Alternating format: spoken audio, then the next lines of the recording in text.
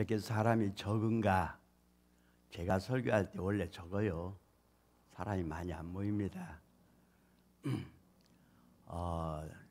이렇게 연합 좀 집회를 할 때에 한 서너 달 이렇게 준비를 하고 했어야 하는데 이번에는 한 달도 안 돼. 한 2, 3주 겨우 준비해가지고 했더니 홍보가 잘 안 되고 제가 가지고 있는 회원들 명단만 해도 한 2,000개가 되는데 그분들도 늦게 알고 다른 계획들이 있어서 오지 못한다고 미안하다고들 그래서 미안할 거 없죠 뭐. 왜냐하면은 어느 때든지 집회에는 꼭 하나님 예비한 사람이 있어요. 아멘이십니까? 사람이 많고 적고 절대 중요하지 않습니다. 사람이 적어도 그 속에 분명히 하나님이 선택한 백성이 있어요. 오늘도 제가 말씀을 전하고 내일은 우리 윤 목사님 하기로 했는데 내일도 제가 전하고 모레 윤 목사님 하기로 했습니다. 왜냐하면 기도하면서 어제 저녁에 거의 잠을 못 잤어요. 하나님 이곳에 와서 어떻게 말씀을 전할까요? 계속 기도하는 가운데 꼭 필요한 말씀이 있어서 오늘 내일 연거푸 전하기로 했는데 한번 오늘 말씀의 제목을 따라해 봅시다. 기름 부으심을 받고 죄를 화관으로 바꾸시는 주님의 은혜 가운데 거하자. 할렐루야. 기름 부음을 받고 우리는 기름 부음이 오면요 죄를 화관으로 바꾸어지는 역사가 있습니다. 성경 한 구절을 보고 우리 보겠습니다. 자, 이사야 61장 한번 찾아보세요. 이사야 61장을 주 여호와의 신이 내게 임하셨으니 이는 여호와께서 내게 기름을 부으사 가난한 자에게 아름다운 소식을 전하게 하려 하심니라. 나를 보내사 마음이 상한 자를 고치며 포로된 자에게 자유를 갇힌 자에게 노임을 전파하며 여호와의 은혜의 해와 우리 하나님의 신원의 날을 전파하여 모든 슬픈 자를 위로하되 3절 다 같이 한 목소리로 시작. 무릇 시온에서 슬퍼하는 자에게 화관을 주어 그 죄를 대신하며 희락의 기름으로 그 슬픔을 대신하며 찬송의 옷으로 그 근심을 대신하고 그들로 의의 나무 곧 여호와의 심으신 바 그 영광을 나타낼 자라 일컬음을 얻게 하려 하심이니라. 아멘. 할렐루야. 제가 99년도에 계양감리교회라고 인천에 그 교회에서 집회를 하는데 그때는 월요일날마다 그 교회에서 집회를 하는데 사람이 그렇게 많이 안 모였어요. 그때도. 그런데 설교를 하고 안수기도를 할 때에 한 사람이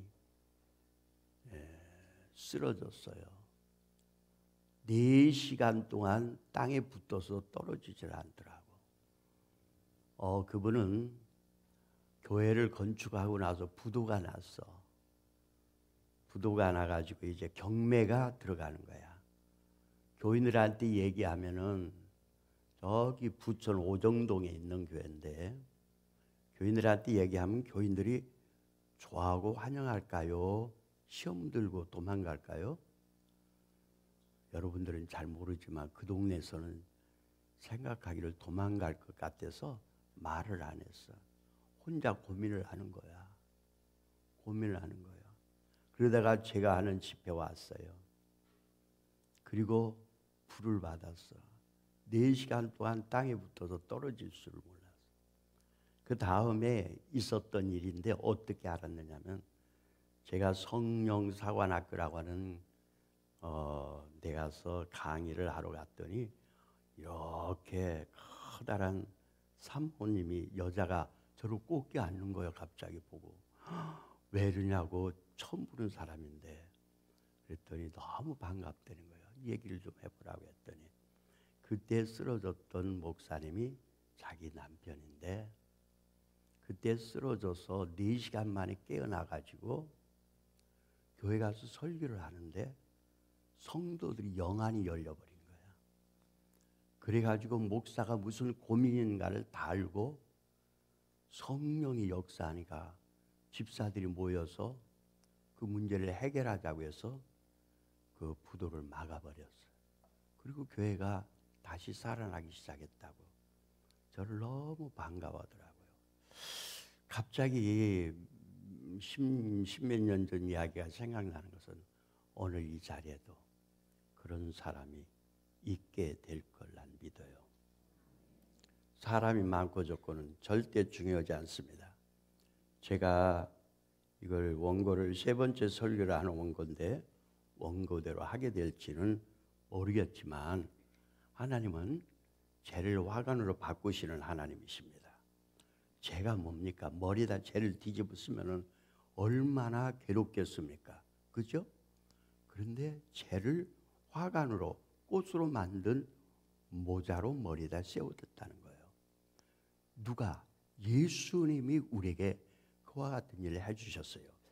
예수님이 십자가를 지실 때 머리에 뭘 쓰셨어요? 꽃기릭 나무 가시관을 썼어요.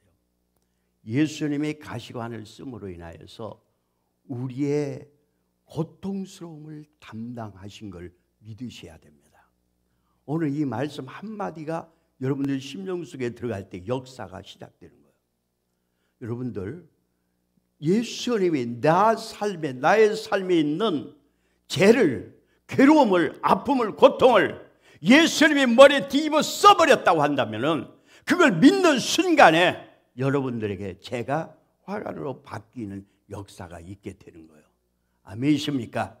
근데 오늘 본문에 보니까 예수님이 그와 같은 일을 하시게 하여 이 땅에 오실 때에 주의 성령이 임하여 그랬어요.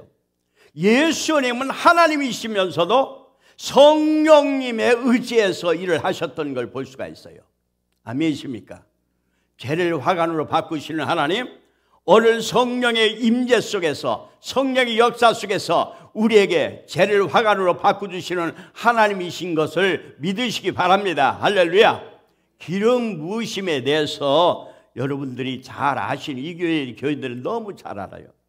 이 교회 교인들은 벌써 20년이 넘도록 영성을 한 교회라서 여러분들 느끼는 영적으로 조금만 열려있는 분은 이 교회 딱 오면 느낄 거야. 아, 이 교회는 성령이 압도하는 걸 느껴요. 성령이 역사하시는 걸. 이 재단에서 20년이 넘도록 성령의 역사를 계속 해왔기 때문에 그런데 느끼지 못하는 분은 이번 집회 끝까지 참석하다 보면 영적으로 다 열립니다. 영적으로 다 열려집니다. 열려서 우리가 최소한도 믿음의 생활하면서 영적으로 열려서 성령의 역사하심을 느끼는 정도를 가지고 살아야지요. 그것도 못 느끼면 되나요? 김발 목사를 보니까 너무너무 잘생겼다는 거 그거 신경 쓸 필요 하나도 없어요. 김발 목사에게 성령이 역사하는가 안 하는가 그걸 보는 거지. 아멘이십니까? 아멘이십니까? 그 못 느끼는 사람들은요 이제 이번 집회에 느끼게 될 거예요. 다 열려질 거야. 지금 여러분들이 다 열려지는 역사가 있어요. 그런데요 성령에 대해서 저는 오늘 여러분들에게 처음에 말씀드리고 싶은 내용이 있어요. 제가 9살 때 장로교단에서 예수를 믿고 거듭나고 중생했습니다. 9살 때. 그런데 24살 때 성령의 불을 받아 사명을 받고 신학교를 갔습니다. 29살 때 신학생 때 엄청난 불덩어리가 가슴으로 뛰어 들어왔습니다.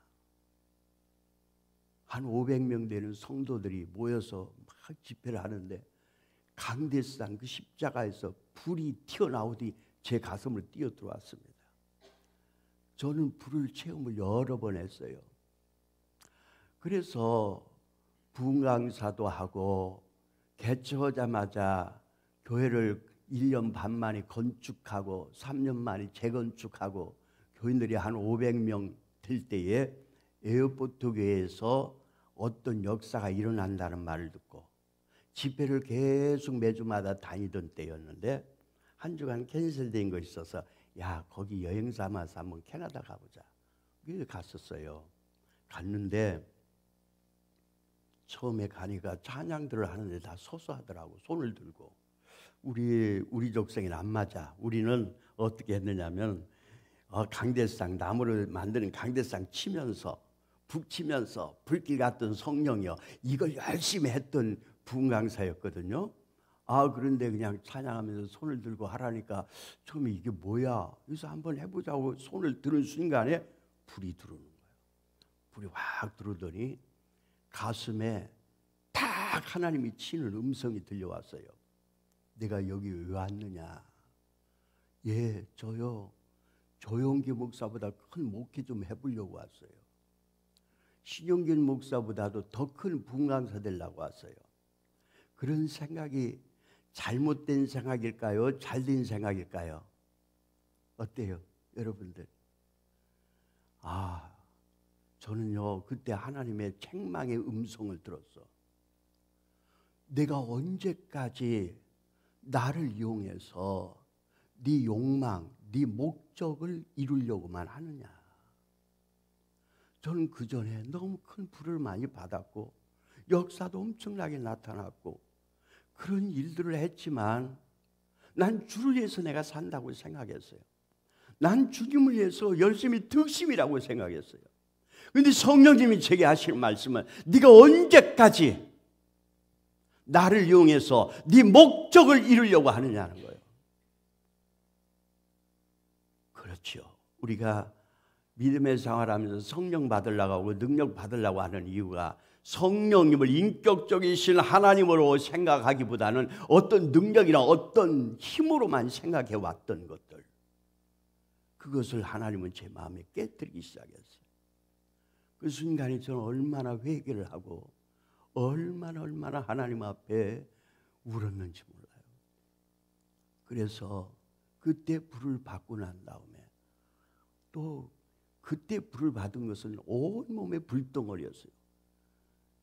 다시 교회로 돌아와 가지고 한 달, 두 달 있는 동안에도 온몸이 불덩어리로만 가득 채워졌었어요. 하나님이 그때 저에게 주신 말씀이 확실하게 성령님을 인격적이신 하나님으로 모시라는 거였어요. 성령님 내 안에 거하시는 거예요. 성령님은 나를 인쳐서 하나님의 것으로 만드시는 분이셔요. 아멘이십니까? 우리가 하나님의 소유가 된 거예요. 하나님의 소유가. 성령님의 소유가 된 거예요. 성령님을 이용해서 내가 어떤 목적을 이루려고 하는 것이 아니라 나는 성령의 도구가 되려고 하는 자세로 바뀌어져야 되는 거예요. 제가 부흥회를 하면서 똑같이 성령 운동을 했지만 부흥강사들이 저를 만나면 그래요. 김 목사 너무 달라졌어. 어떻게 달라졌어요? 그러면 그전에는 너무 강하더니 이제는 너무 부드러워졌네. 그래요. 부흥강사를 하면서도 얼마나 강했는지. 이렇게 체구는 조그마하고 그래도 싸납기는 아주 대장이었어. 그런데 성령의 기름 부음이 들어오고 난 다음, 그걸 깨닫고 난 다음에는 순한 양이 됐어요. 너무 부드럽다고. 근데 성도들은 부드러운 거 좋아할까요? 강한 거 좋아할까요? 부드러운 걸 되게 좋아하더라고. 그래서 제가 인기가 상당히 좋았어요. 이 영성계 쪽에서는 아는 분들은 김발 목사 부드럽다. 근데 사실 속에 들어가 보면 그렇게 부드럽지도 않아.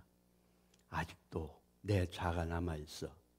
오늘도 넥타이를 매면서 생각해 봤어요. 이런 집회를 하면서 그냥 다른 강사들은 다 그냥 넥타이 안 매고 하는데 나는 꼭 왜 넥타이를 매야 하는가? 이게 아직도 과거의 습관이 남아있는 거야. 그게 남아있어. 아직도 내 안에 그게 남아있어.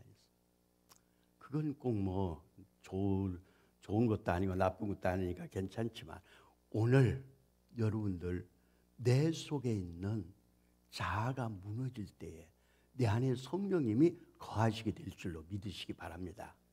성령의 기름 부음은 왕과 제사장과 선지자에게 기름을 부었습니다.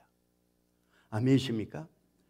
다윗에게 사무엘이가 기름을 부었을 때에 사무엘이가 성령의 감동을 받았더라. 성령님이 그와 함께하기 시작했어요. 이번 집회가 성령의 기름 부음의 집회입니다. 기름 부음을 통하여서 여러분들 문제가 해결됩니다. 제가 화관으로 바뀝니다. 아멘이십니까? 기름 부음을 사모하세요. 기름 부음이 들어오면요, 하나님이 기름 부음은 누구에게? 왕과 제사장과 선지자에게, 특별히 하나님이 쓰시겠다고 하는 사람에게 기름을 붓는다는 거예요. 기름을 붓는다는 건 구별했다는 거야. 구별해서 하나님이 쓰시겠다는 거예요. 오늘 저와 여러분들이 그렇게 구별되는 역사가 있기를 축원합니다. 아멘이십니까? 이 구별이 되고 나니까 내가 그리스도의 인격으로 변화된 내 자신을 느낄 수 있는 거예요. 토론토 에어포트 교회가 강하고 그런 역사가 나타나는 것 중에서 가장 중요한 건 두드러진 것은요, 변화예요. 변화. 사람이 변화예요. 그 토론토 에어포트 교회 저는 한 10번도 더 갔어요. 사람들을 모집해서 한 40-50명씩 모집해서 목사님들 모시고 10번도 더 갔다 왔는데, 갔다 오는 동안에 여러 분을 만났는데 어떤 유명한 분강사가 같이 따라갔어요. 가서 그분은, 다른 분들은 막 성령이 취해서 막 넘어지고 쓰러지고 기어다니는데 이분은 끝날 때까지 쓰러져 본 일이 없어. 아무 감각이 없어. 보통 분강사가 아니야. 굉장히 센 분강사야. 알려진 분강사야. 그때 집에 왔어요. 교회당에 이제 공항에서 내려가고 교회 먼저 들렸어요. 교회당에 마침 성가대석에서 한 50명 성가대원들이 찬양을 하고 있었어요.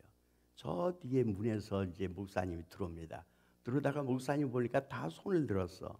목사님도 손을 들어야 되잖아. 손을 들고 흔들었어. 흔드는 그 순간에 50명의 성가대원들이 막 바라라 다 쓰러지면서 어떤 사람은 막 기어다니고 막 난리가 나버린 거야. 본인은 한 번도 쓰러져 본 일이 없었지만 이미 그 안에서 성령의 기름 부음으로 채워져 갖고 왔더라고. 근데 사모님을 만났는데 너무너무 좋대. 우리 목사님 너무 바뀌어졌대. 너무너무 인격이 바뀌어졌대.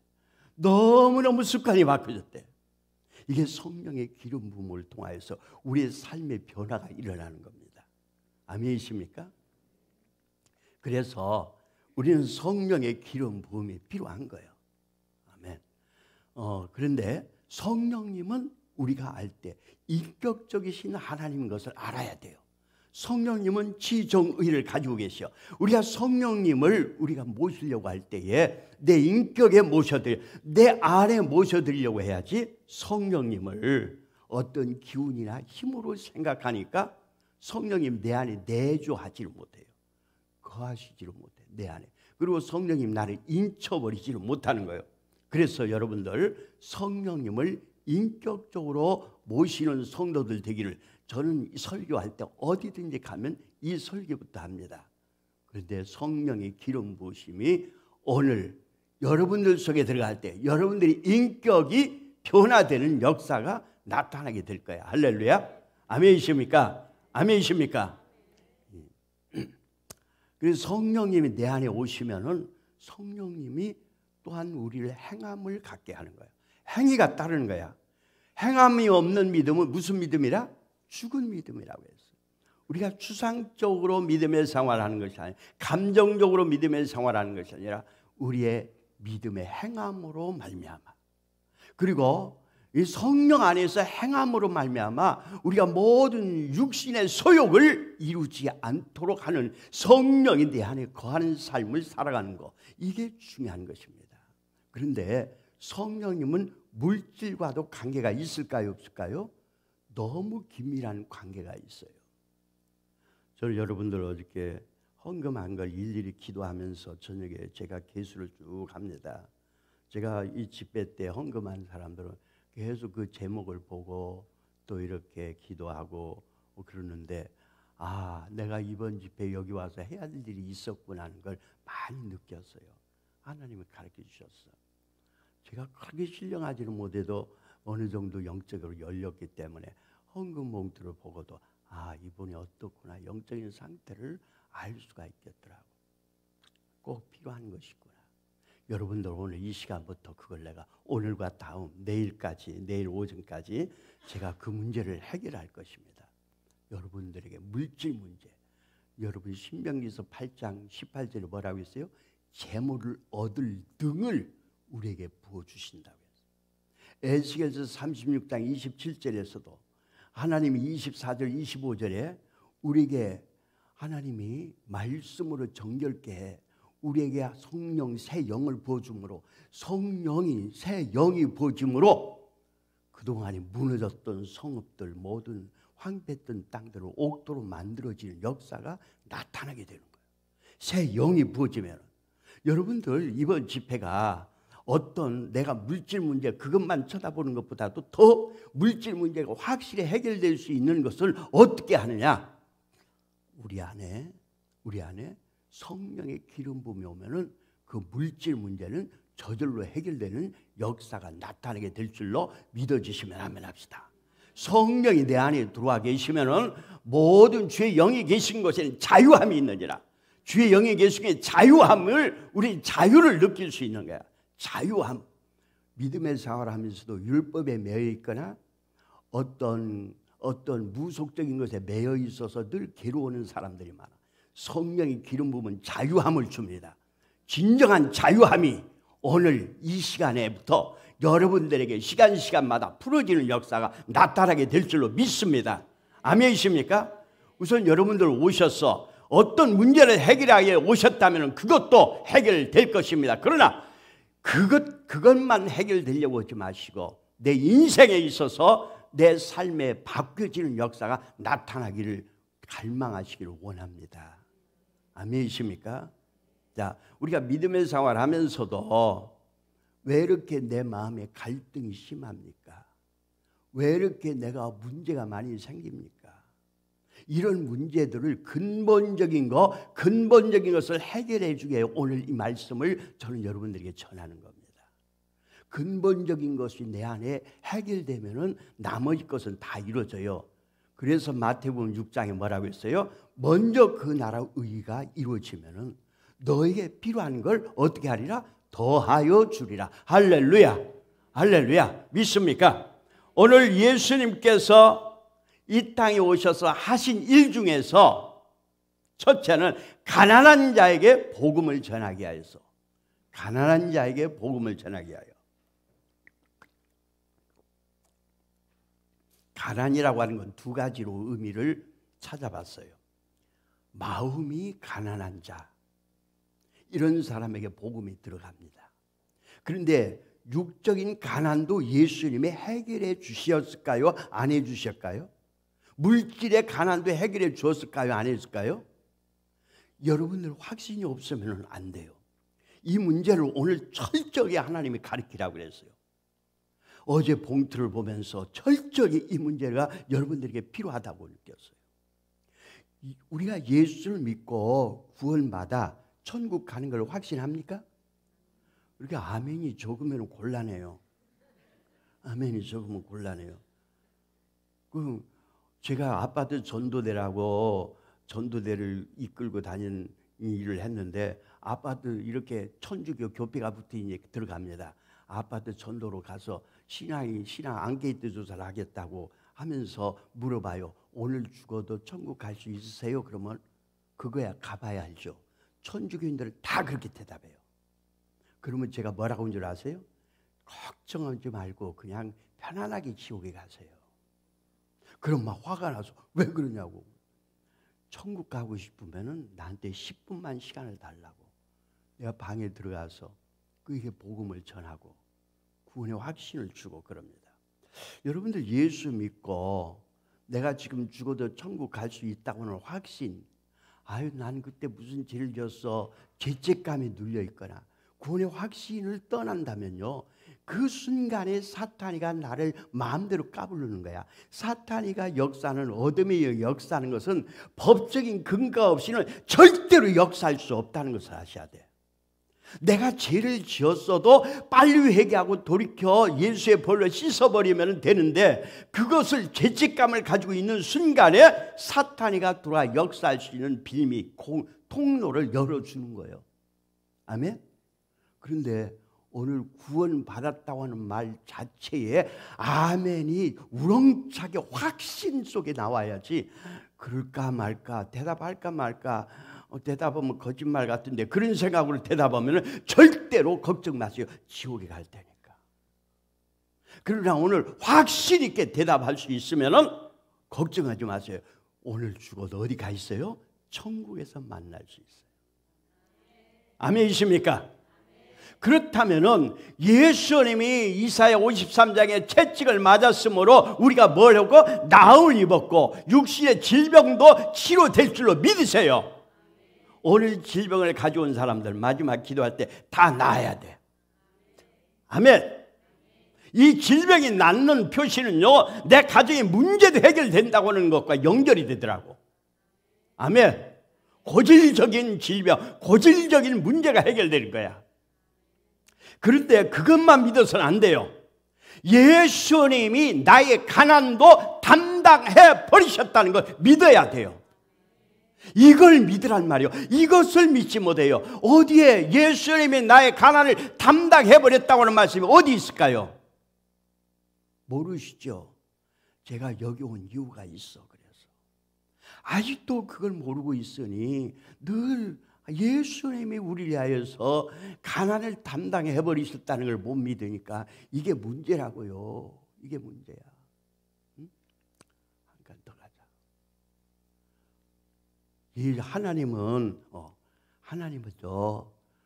우리를 가난하게도 하시고 부유하게도 하시는 하나님인 걸 믿으세요? 하나님이 추상적으로 멀리만 계시는 하나님이 아니야. 우리를 가난하게도 하고 부하게도 하시는 하나님인 걸 확실히 믿으셔야 돼요. 아멘이십니까? 그런데 더 중요한 것은 예수님이 이 땅에 오셔서 우리 가난을 담당해 버리셨다는 말씀을 하고 있는 거예요. 어디에 그런 말이 있느냐? 고린도후서 8장 9절의 말씀이에요. 이걸 좀 확실하게 써놓고 외우세요. 매일같이 주장하세요. 고린도후서 8장 9절에 예수님은 부유한 자로 돼 가난하게 사심은 우리의 가난을 담당하시기 위해서라고 했어요. 아멘. 이렇게 확실한 말씀을 모르고 살았단 말입니까? 예? 예수님이 요한일서 3장 8절에 가난의 영을 다 멸하여 버렸다고 했어요. 갈라디아서 3장 13절에 십자가의 저주를 다 담당해 버리셨어요. 가난의 마귀를 멸하여 버렸어요. 요한일서 3장 8절에. 이 분명한 말씀이 있는데도 가난하고 더불어서 살아간다는 것은 얼마나 불행한 일인지 몰라. 이건 마치 예수를 믿어도 내가 지옥에 갈까 늘 걱정하고 사는 사람과 동일한 거예요. 예수 믿는 사람은 가난할 필요가 있다 없다? 가난할 필요가 전혀 없는 거예요. 이 문제를 이번 집회 해결하라는 거예요. 이 문제가 해결되어져야 돼요. 이게 개인 성도들에게도 필요하지만 교회 안에도 필요해요. 난 이 교회 교인들이 오늘 지금 여기 이 자리는 별로 안 나온 것 같은데 내가 계양감리교라고 한찬희 목사님 교회 내가 1월 1일 날 실전 수양관에 집회를 할 때 그분이 오셔서 은혜를 받고 우리 교회 와서 사역을 해달라고 해서 그곳에 가서 1년간을 했어요. 그 교회 가서. 그 교회가 부도가 났어. 50억 빚 때문에 건축을 해놓고 이제 경매로 넘어가려고 했어. 근데 제가 그 경매가 내일 넘어가는 날 내가 그 위에서 집회를 했어요. 집회를 하는 순간에 그 문제가 해결돼 버렸어요. 부도가 없어졌어요. 그 교회가 안정이 되기 시작했어요. 그 교회가 부흥이 됐어요. 재정 문제가 해결되기 시작했어요. 이 말씀을 전했을까요? 안 전했을까요? 이 말씀을 강력하게 전하고 그 말씀을 성도들 가슴 속에 파고드니까 성도들 삶이 달라지고 그 말씀을 통하여 그 교회가 일어나기 시작한 거예요.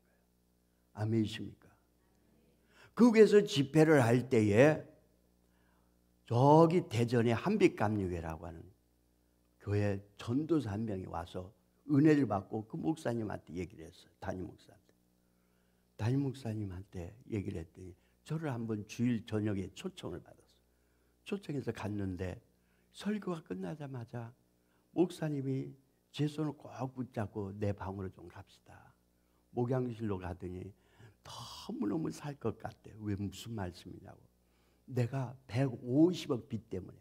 그건 대전에서 가장 그때 당시 큰 교회였어. 큰 교회를 지었어요. 3,000석을 만들었어. 3,000석 교회를 만들고는 150억 빚 때문에 지금 막 무너지는 거야, 가슴이. 목사의 돈 문제 때문에 이럴 때 얼마나 가슴이 무너지는지 몰라. 그건 경험을 해본 사람만 알아. 그래서 그 교회를 다른 큰 건축을 하려고 준비했던 교회다 넘기고, 그리고 자기는 시골 교회로 들어가려고 작정을 했어요.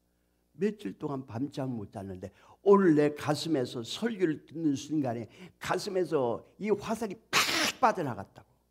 그때 내가 무슨 설교를 했을까요? 이 말씀을 전했어요. 일주일만 와서 집회를 해달라고. 일주일 끝나니까 한 달만 한 게 8개월을 내가 그 교회에서 집회를 했어요.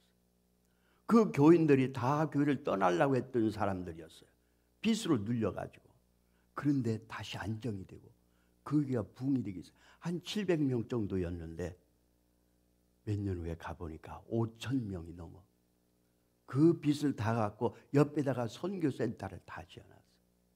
몇 년 전에 조날도 목사가 또 오셔가지고 그분이 이제 집회를 하는데 그 교회 가서 내가 집회하도록 해주고.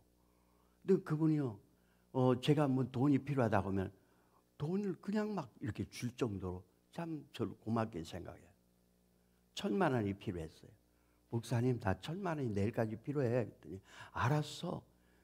딱 12시에 딸랑 소리가 나. 전화기에서. 돈 들어왔다는 소리잖아요. 1,000만 원 12시에 딱 들어오더라고.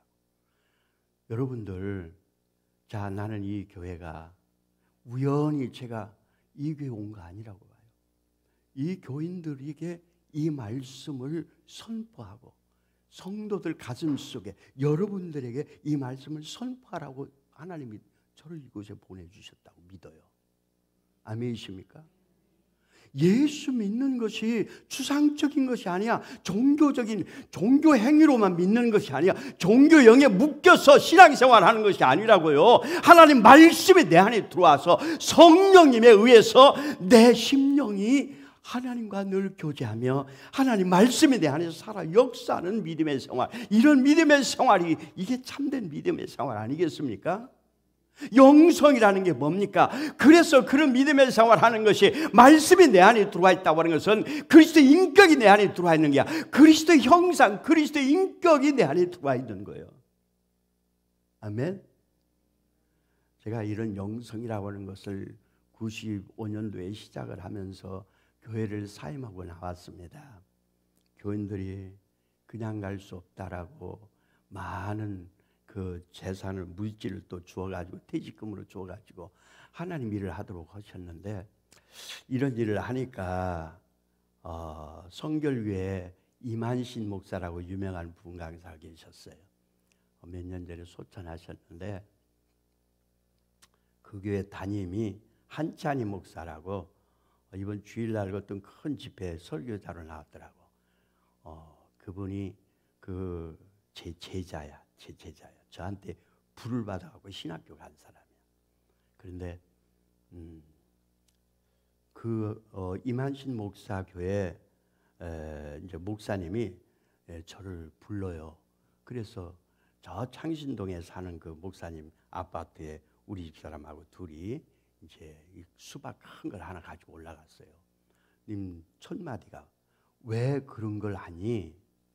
너 성령운동 잘하고 목회 잘하더니 왜 그렇게 그런 일을 하니? 왜 바뀌었어? 그래서 제가 다른 말로 표현할 길이 없더라고. 간단하게 빨리 설명을 하기 위해서 이런 걸 물어봤습니다. 여러분들도 한번 동일하게 한번 질문에 대답해 보세요. 한국 교회 성도들이 정직합니까? 라고 내가 물었어요. 여러분들 어때요? 정직합니까? 예? 못 정직해요? 그 이만신 목사님도 아니 그러시더라. 고개를 흔들며 아니. 그러면 한국교회 목사들은 정직합니까? 아니. 우리 이제 부흥 강사 세계에서 만나는 사이니까 그러면 부흥 강사들은 정직합니까? 그랬더니 이렇게 말씀하시더라. 그놈들은 더 도둑놈들이지. 이게 한국교회의 실정이었어. 우리가 한국교회 교인들은 1000만이 넘는다고 하지만 얼마나 정직한 영을, 그리스도의 인격, 그리스도의 인격을 가지고 살아가고 있느냐가 문제 아니에요. 그러지 못하기 때문에 교회가 지탄을 받고 사회적으로 웃음거리가 되고 있고 전도의 길을 막고 있는 거 아니겠어요? 난 그 말밖에 할 말이 없었어요. 목사님, 내가 외국에서 만났던 그 사람들 삶이 너무 정직합니다. 그 사람들은 하나님만 높입니다. 우리 부흥 강사 세계에서 사람이 높아지려고 하는 생각들이 너무 많은데 그분들은 하나님만 높입니다. 난 그분들과 같은 일을 한국교회에서 하고 싶어서. 그럼 왜 교단에서 안 하고 나갔니? 교단에서 하게 되면 하나님이 나가라는 거예요. 왜냐하면 제가 정치를 아주 세게 했던 사람이기 때문에 내가 그런 일을 하면 정치적으로 상대방의 공격을 받을까 안 받을까요? 엄청 공격을 받을 거기 때문에 조교파로 나가서 일을 하라고 나온 거였어. 그리고 장로교단으로 들어왔지. 지금은 장로교단입니다. 원래는 제가 성결교단이었어요. 여러분, 지금 우리가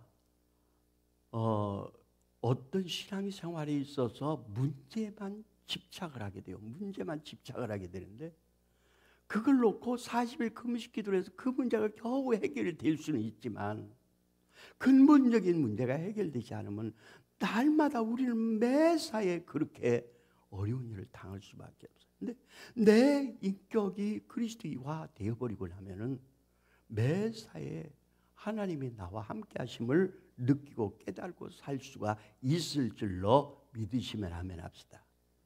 아멘 합시다. 아멘이십니까? 그래서 자, 여러분들 심령 속에 우리가 가장 예수 믿으면서도 걱정되는 게 뭐예요? 물질 문제 아니야? 물질 문제. 돈이 많다고 해서 걱정 안 할까요? 어제 우리 처제가 여기 왔는데 50억짜리 아파트에서 살아요. 도곡동. 그런데 맨날 물질 문제로 걱정은 또 우리보다 더 많이 하더라고. 어떤 기도원에서 강남에서 산다고 하는 사람을 만났어요. 걱정이 태산이래. 뭐가 걱정이래? 앞으로 돈을 어떻게 벌까 걱정이래. 지금 현찰이 20억이 있는데 20억 다 쓰고 나면 나중에 어떻게 쓸까? 그거 걱정인데. 걱정도 팔자야? 사람은요, 한없이 이 물질에 대한 이 자유함이 없으므로 이 걱정이 있든 없든 이것이 묶여 있는 거야. 이게 사탄이 바로 이 사탄이가 역사하는 그걸 알아야 돼. 자, 여러분들 예수님이 나의 가난을 담당해 버렸음을 믿는다면은 내가 지금 돈이 있든 없든 그것 때문에 염려를 할 필요가 있다 없다? 그런데 왜 걱정을부터 그렇게 하시는 거예요? 왜 걱정하는 그 순간에 사탄이가 역사하겠어요? 성령이 역사하겠어요? 사탄이가 너는 내 밥이다 그렇게 역사하는 거예요. 여러분 아셔야 돼요. 그래서 오늘 여러분들 마음속에 이제 가난이라고 하는 어둠의 영들을 쫓아내 버리세요. 가난의 마귀를 멸하여 버리셔요. 누가 오셨다고? 예수님 오셨어요. 이 가난도 귀신의 역사야. 가난 귀신이, 이 더러운 가난의 귀신들을 몰아내버리기 위해서 이번 집회가 꼭 필요한 집회인데 제가 이렇게 말씀을 전했으니까 이제 저녁에 성령의 기름 부음을 그분을 강사님을 통하여 그분이 너무 강한 분이야. 강력하게 역사할 때 여러분들에게 이런 역사가 나타나게 될 줄로 믿어주시면 아멘. 아멘. 할렐루야. 그리고 자, 예수님이 또 이 땅에 오신 또 하나의 목적은 뭐냐면 마음이 상한 자를 위하여 오셨다고 했어요. 마음이 상한 자. 여러분들 마음은 언제부터 상하는 줄 아세요? 태어날 때부터. 사람을 만나서 상처받아요? 안 만나서 상처받아요? 여러분들 부산에 사는 사람, 여기서 서울권이라고 생각하고 부산 사람한테 상처받아요? 같이 살고 있는 사람한테 상처받아요? 남편한테 상처받아요? 뒷집에 사는 남자한테 상처받아요? 왜 사람들은 만나게 보면 상처를 주고받아야 돼? 이게 우리 인간이잖아. 그걸 주님은 아셔요? 몰라요? 알고 계셔. 그래서 우리를 치료하게 오셨다는 사실이야. 교회 안에서 치유 사역을 한다는 건 이건 복음의 진수를 가지고 있는 거야. 이 교회가 보니까 내적 치료를 하는 교회더라고. 제가 내적 치료를 하는 사람이에요. 아가페, 이번 주에 아가페 신학교에서도 집회를 해요. 그래서 그쪽에 많이들 가니라고 나한테 못 온다고 미안하다고들 다 전화가 오고 그러더라고. 똑같이 집회를 해. 근데 아가페 신학교에서 제가 최초로 그 학교가 일을 세워질 때에 내적 치유 사역 강의를 했어요. 이 강의를 테이프로 돌렸는데 테이프로 듣다가 그만 임재가 들어가고 그랬던 치유가 된 사람들이 많았어요. 근데요, 이 내적 치유는 성령의 기름 부음이 오니까 일어나기 시작해요. 내 안에 정태기 박사 같은 분은 심리적으로 치료를 하더라고. 좋아요. 그것도 필요해요. 근데 그 안에 기름 부음이 함께 들어가야 돼. 기름 부음이 들어가서 확실히 나아야 돼요. 아멘이십니까? 아멘이십니까? 에덴 동산에서는 4가지 조화가 있었어요. 하나님과의 조화, 사람과의 조화, 그리고 내 자신과의 조화, 자연과의 조화. 그런데 선악과를 먹고 난 다음에 하나님과의 관계가 깨졌어요. 내 사람과의 관계가 깨졌어. 사람과 사람과의 상처를 너무 주고받아. 그런가 하면 내 자신의 갈등이 너무 많아. 사실은 남에게 상처를 받을 때도 있지만 내 자신에게 스스로 상처 받아요, 안 받아요? 상처 받고 살잖아요. 이런 문제들을 교회 안에서 다뤄줄 수 있다는 교회가 참 귀한 영적으로 열려진 교회가 아니겠어요? 끊임없이 우리는 상처를 받고 살 수밖에 없어. 여호와 라파, 하나님은 치료하시는 하나님이셔요. 우리를 고치시고 낫게 해주시는 하나님이셔요. 그 하나님의 역사심이 우리에게 지금 있기를 원하고 계세요. 우리를 치료하시기를 원하고 계세요. 이 치유에 대해서는 특별히 몇 시간씩 같이 해야 될 일이지만 여러분들이 치유를 갈망을 해야 돼요. 하나님이 치유하심을 갈망하시는 성도들 되어지기를 축원합니다. 아멘. 아멘. 그래서 내적 치유가 필요해요.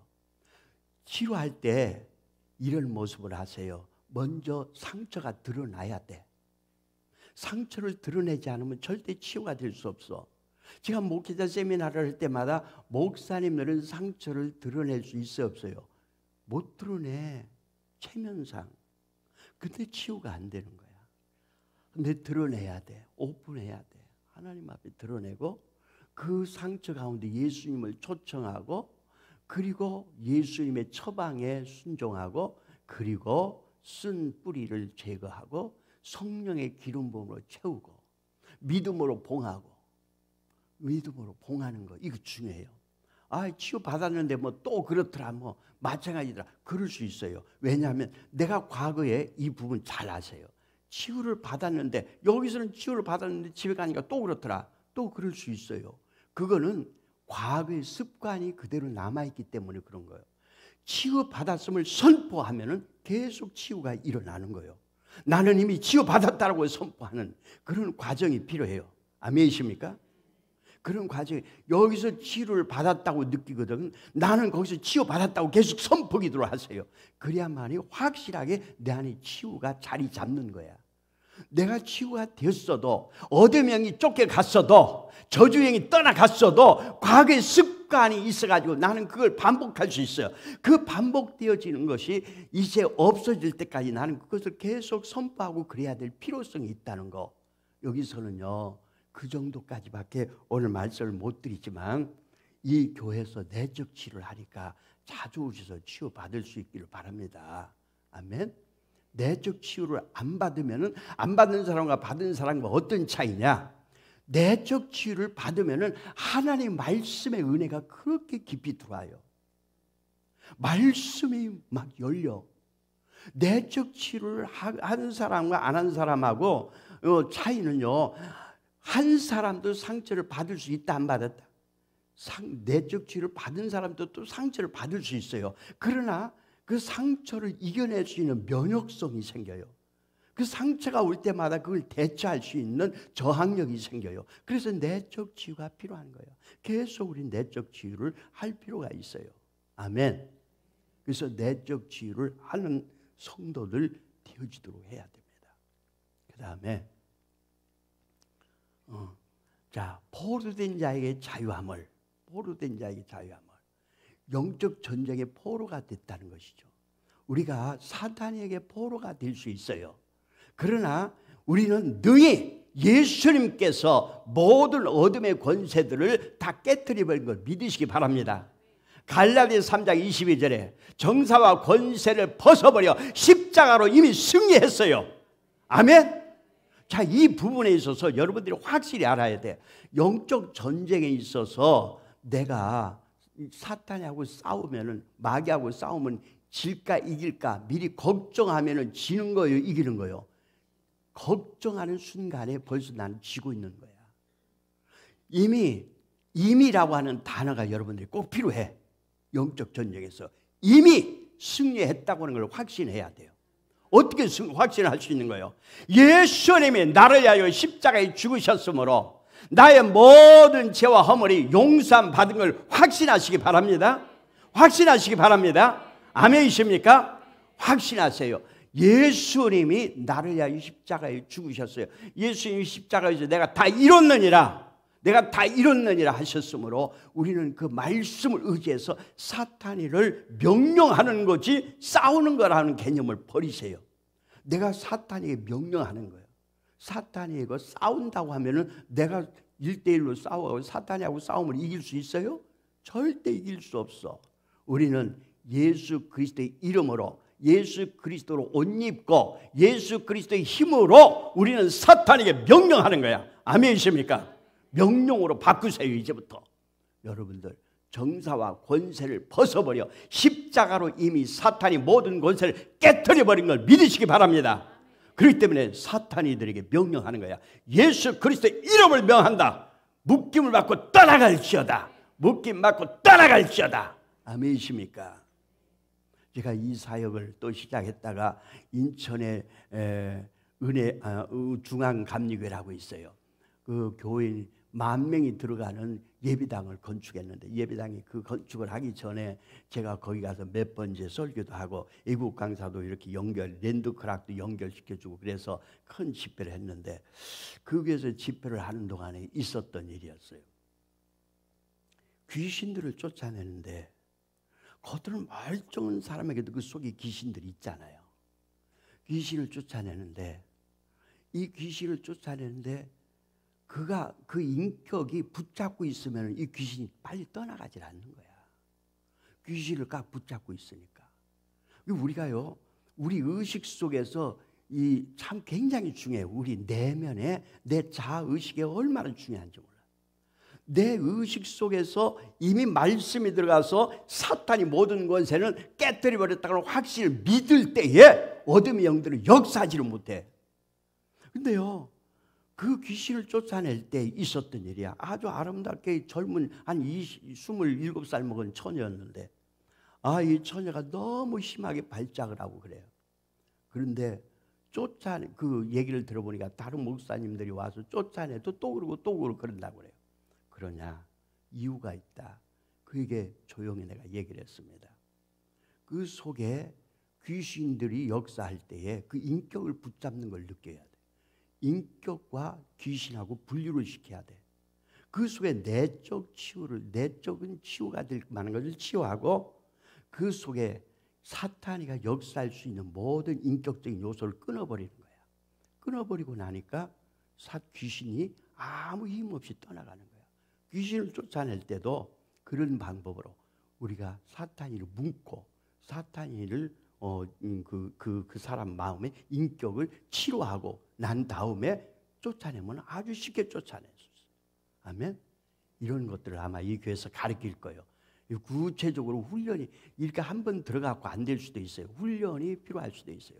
계속 그런 훈련을 쌓고 여러분들도 이번 집회를 통하여서 배우고 느끼고 깨달아 사역자들이 다 되어지기를 축원합니다. 마귀의 활동은 우리에게 계속돼. 우리가 이미 이겨놨지만 아직이라는 단어, 마귀의 활동은 계속되고 있어요. 계속되기 때문에 우리는 대적하라고 했어. 사탄이를 대적하는 거야. 포로가 되어지는 단계는요, 생각이 사로잡히고 또 선택을 내가 하게 되고 반복하면 포로가 되는 거야. 그래서 우리 생활 속에서 그런 일들을 버리는 과정이 필요해요. 아멘. 또 환경에 처지에 매여 있는 거, 환경 처지에 매여 있어. 어떤 문화적인 환경, 물질에 사로잡히고 이럴 때에 사탄에게 우리는 공격을 받을 수 있고 그 공격에서 너무나도 피해를 많이 볼 수 있습니다. 그러므로 우리가 믿음의 생활을 할 때에 이런 종교 영에 묶여서 열심만 내는 것이 아니라 그리스도의 영 안에 들어와서 삶을 살아가는 성도들이 되어져야 할 줄로 믿습니다. 아멘.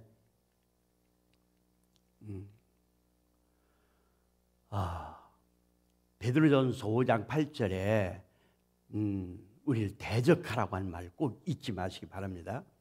자, 어둠의 지인을 파는 게 아주 중요해요. 우리가 육신으로 행하나 육신에 따라 싸우지 아니하노니 우리의 싸우는 무기는 육신에 속한 것이 아니고 오직 어둠의 영을 파는 강력이라 그랬어요. 우리의 싸우는 무기는 육신에 속한 것이 아니요 오직 어떤 견고한 진도 무너뜨리는 하나님의 능력이라 모든 이론을 무너뜨리며 그랬습니다. 고린도후서 10장 이 말씀이 아주 중요해요.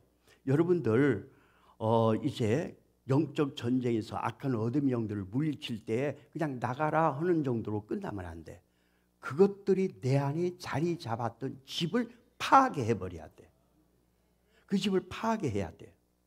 다른 말로 말하면 내 속에 있는 습관 이런 것들이 완전히 없어져야 돼. 내가 체질이 바뀌어져야 된다는 뜻이죠. 어둠의 진을 파는 거야. 여러분들 과거에 이제 이런 일들 많이 경험했을 거예요. 굉장히 은혜가 충만하면 주야주야 하잖아. 막 아멘 아멘 하죠. 근데 나가기만 하면 벌써 뭐라고 그래요? 주여다가 나요. 아멘하다가 나면 금방 우리가 바뀌잖아. 너무너무 빨리 바뀌잖아요. 그걸 느끼죠. 그러니까 아이고 꼭 마약 같아. 가서 은혜 받을 때만 좋고 나올 때 바로 내가 왜 이래. 속에 진이 있기 때문에 그래. 그래서 귀신 쫓아내고 그럴 때는요, 배나 어디에 그 자리를 잡고 있어 집을 짓는 것을 손을 대고 기도를 해주거나 파괴를 시키잖아요. 그 어둠의 진들을 파괴해야 돼. 아멘. 오늘 여러분들 속에 어둠의 진이 있으면은 은혜 받을 때만 은혜 받고 또 집에 가면 또 그러고 계속 반복해. 오늘 이번 집회에 아주 시간마다 진을 파괴하는 역사가 나타날 거야.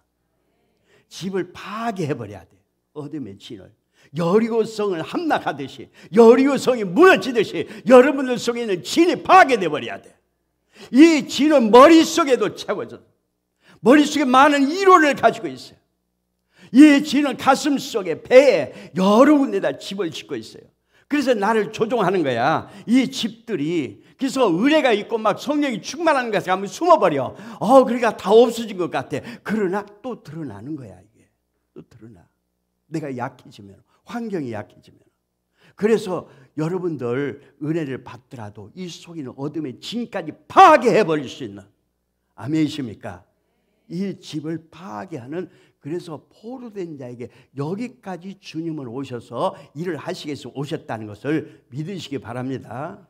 아멘이십니까? 쌤, 그 시계 좀 봐봐라. 끝날 시간이 어디가? 저 시계가 잘 안 보인다. 11시 45분? 어우, 많이 듣네. 자, 어둠의 진들. 아주 이게 교회가 커가지고 이게 잘 안 보여요. 안 넘어가. 중보기도 이런 것도 해야 될 일 많이 있지만 이제 꼭 여러분들에게 한 가지 말씀드리고 또 내일 계속 할 겁니다.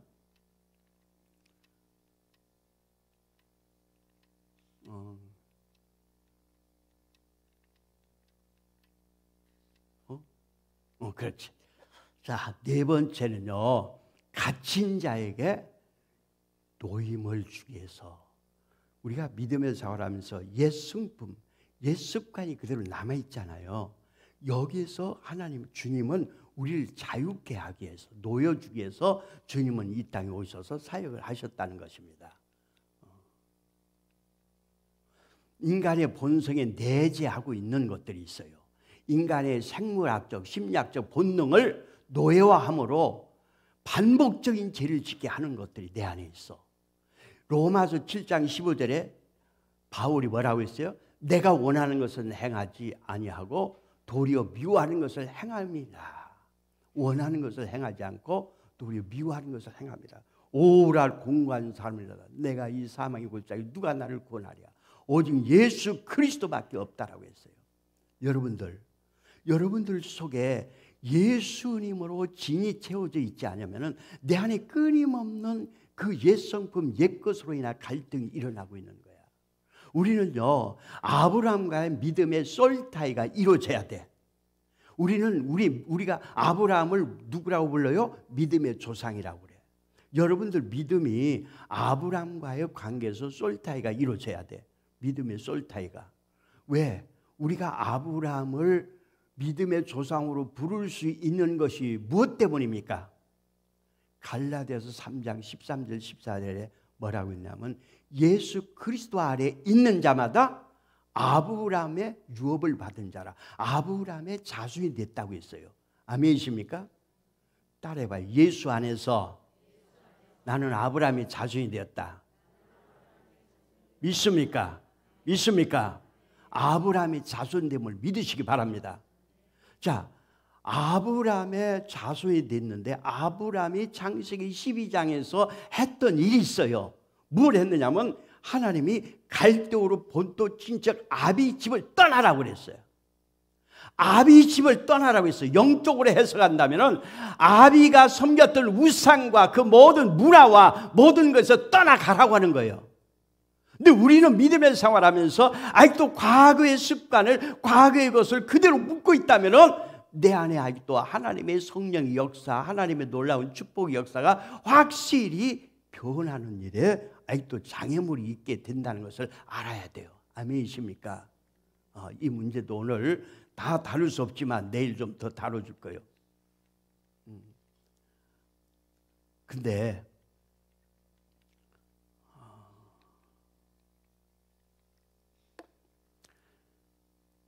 우리 안에 세계관이라는 게 있어요. 과거의 습관과 문화 속에 젖어왔던 것 중에서 우리 안에 뭐가 있냐면 우리 안에 세계관이 있어요. 세계관은 우리 배가 키를 통해서 좌우로 방향을 바꾸듯이 우리 속에 있는 세계관이 우리의 신앙의 방향을, 삶의 방향을 바꿔줄 수 있어요.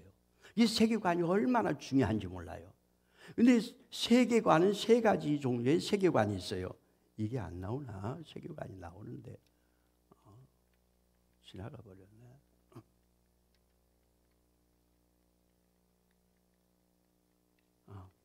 자, 절 주목하세요.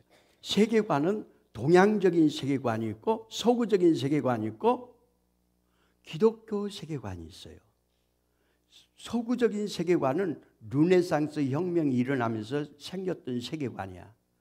르네상스 혁명이 일어나면서 그들은 머리로 그 지식적으로 느끼고 합리적인 것을 믿고 따라가는 그런 세계관이 서구적인 세계관이에요. 그런데 동양적인 세계관은 뭐냐? 무속적인 세계관이야. 무속적인 세계관이 있어요.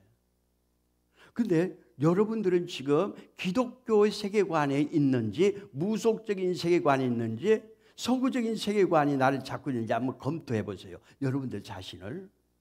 그동안에 내가 믿음의 생활하면서 내 스스로가 몰랐던 것이 얼마나 큰 것이 있었던가를 발견하게 될 겁니다. 여러분들 하얀 달밤에 공동묘지, 망우리 공동묘지 가면은 기분이 좋겠어요? 으시시하겠어요? 거기 가면 뭐 나올까요? 귀신이 어떻게 생긴 귀신 나올까요? 머리를 산발을 하고 옷은 무슨 옷 입어야 돼? 소복 입고 입에다가는 뭘 물어야 돼? 칼을 물어야 하고 뭐가 흘러야 돼? 피가 흘러야 하고 그게 상상이 돼야 안 돼요? 그게 상상이 되면서 공동묘지만 가면 무서워요, 안 무서워요? 공동묘지는커녕 말만 들어도 무섭지 지금. 말만 들어도 무섭죠. 자, 이것을 발견하게 되더라고 내가. 내적 치료하고 이런 관계를 계속 영적으로 들어가 보니까 이게 있더라고. 우리 한국 기독교인들에게 무속적인 세계관에 자로 앞에 있어. 동양적인 세계관이야 이게. 무속적으로 있어요. 사자는 무슨 사자? 죽을 사자. 그래서 병원에 가면 사호실이 있어요 없어요? 4층이 있어요 없어요? 모든 데 4층도 없어. 사호실이 없어. 한국 사람에게는. 미국 사람에게는 4층 그런 거 필요 없어요. 우리 한국 사람들의 우리의 문화야. 우리의 개념이야. 자, 여러분들 지금 공동묘지 앞에다가 양옥집을 지어줄 테니까 거기서 그냥 공짜로 살으라고 하면 살겠어요? 못 살지. 자기 외동딸 거기다 시집 보내겠어요? 못 보내지. 자, 여러분들 한번 발견을 하라는 거야. 그래야 지금 이게 치유가 되는 거야. 이게 바꿔지는 거예요. 우리가 믿음의 생활하면서 아직도 내 속에 무속적인 세계관, 동양적인 세계관이 나를 지배하고 있는 거야. 이걸 아셔야 돼. 그러니까 겉으로만 우리가 아무리 회를 발라도 속에 썩어 있다면은 그건 온전하지 못하잖아요. 아멘. 자, 오늘 여러분들 스스로를 발견해 봐요. 근데 이 무속적 캐나다에서 제가 4년간 살아봤습니다. 캐나다 토론토에서 살았는데 캐나다 사람들하고 우리하고 별 다른 것이 없는데 몇 가지 다른 게 있더라고. 여러분들 만약에 영안실이 있어. 영안실이 장례식장 영안실이 바로 옆에 있다면 그 집 옆집에서 살겠어요? 못 살겠어요? 못 살죠. 공동묘지가 있는 집 앞에서 살겠어요? 못 살 거예요. 우리 의식은 그래. 근데 캐나다 사람들은 창문을 딱 열었어. 자기 집에서 창문을 딱 열었더니 공동묘지가 딱 보여. 공동묘지에서 바람이 싹 불어오면 으시시해요. 따뜻하고 기분 좋아요. 시원해요. 으시시하겠죠 우리는. 근데 공동묘지에서 바람이 싹 불어오는 집이 제일로 비싸. 더 비싸. 참 다르죠. 이상하죠. 다운타운에 시내 안에 바로 장례식장이 있어. 바로 옆에 강력도 얼마 안 떨어져 바로 옆에 아파트가 있어. 거기서 멀쩡히 살아. 그 사람들 하나 두려울 게 없어. 자, 우리가 생각하고 있는 의식이 얼마나 잘못된 의식이 있는가를 느끼겠죠 지금. 응? 그 필리핀에 가봤더니 거기는 화교인들, 중국인들이 부자가 다 돈을 다 그 사람들이 쥐고 있어. 근데 그 사람들이 부자라서 그 조상들이 묘를 만들 때에 대리석으로 만들어. 지하 1층을 만들어. 거기는요 넓게 만들어가고 방도 몇 개씩 넣어. 그리고 주방도 있어. 거실도 있어. 소파도 좋은 걸 갖다 놓고. 그리고 그 옆에는 뭐가 있냐면 바로 거기에 시체 넣는 시체실이 다 있어. 조상들이 죽으면 다 자기들이 죽으면 또 거기 다 들어가게 다 만들어놨어. 의리어리게 대리석으로 잘 꾸며놨어요. 근데 1년에 한 2번, 3번씩 거기 가서 하루씩 자고 와. 그 사람들은. 우리는 우리 조상들이라고 해도 무덤 앞에 옛날에는 뭐 그런 일을 했다고 하지만 여러분들 지금 그 묘 앞에 가서 하루씩 자고 오겠어? 묘 앞에서도 못 잘 거야. 근데 그 시체가 있는 그 옆에 가서 같이 자고 오겠어요? 밥에 먹고? 우리 의식이 그 사람들은 예수 안 믿는 사람들이야. 근데 그 사람들이 시체를 두려워해요? 두려워하지 않아? 전혀 두려워하지 않아. 근데 우리 의식 속에는 시체를 두려워하는 것이 있어. 무속적인 것이 우리 안에 남아있더라는 거지. 예수 믿으면은 부활의 신앙을 소유해야 돼요. 아브라함의 믿음이, 아브라함이요, 믿음을 가질 때에 여러분들 꼭 알아야 할 것이, 우리가 아브라함의 믿음을 솔직하게 가져야 돼요. 우리가 아브라함의 영적인 묶임이 돼야 돼. 근데 아브라함의 믿음은요, 바랄 수 없는데 바라고 갔어요. 이삭을 하나님 앞에 바칠 때에, 이삭을 바칠 때에 그 아브라함의 마음이 괴로웠을까요? 즐거웠을까요? 괴롭겠다고 생각하죠? 아니야. 그 생각이 잘못됐어요. 아브라함은 히브리서 11장 18절에 보니까 아브라함은 이삭을 바칠 때에 믿음으로 바쳤다. 믿음으로 바친 건 괴로운 거요, 기쁜 거요. 너무 평안한 가운데 바친 거지.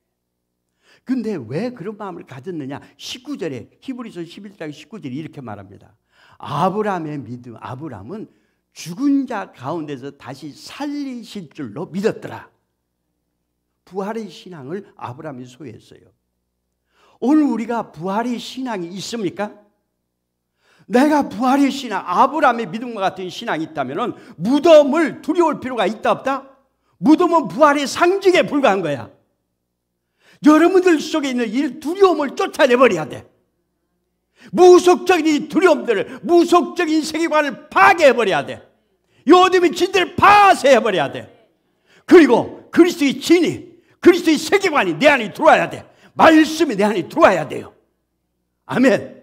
그러면 내 안에 강해지는 거야. 내 속이 강건해지는 거야. 겉으로 강한 것을 강한 것이 아니라 내면이 강해져야 돼. 우리가 찬양해.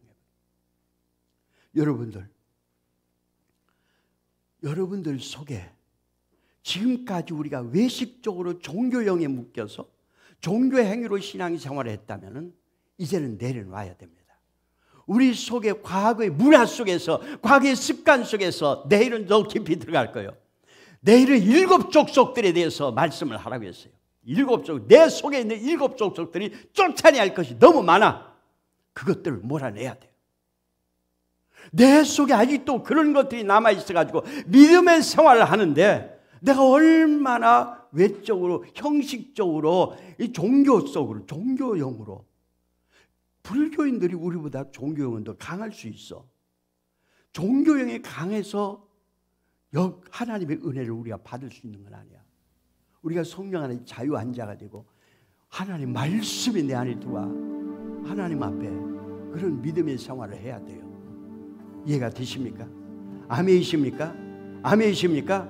오늘 여러분들 속에 있는 것들, 이것들 회개를 통하여서 내 안에 있는 것들을 쫓아내버리세요.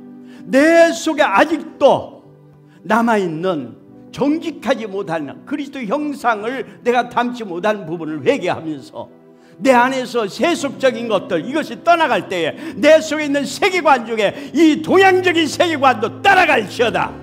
서구적인 세계관 머리로 재고 머리로 합리적인 것만 생각했던 이 서구적인 세계관도 내 안에서 파괴될지어다.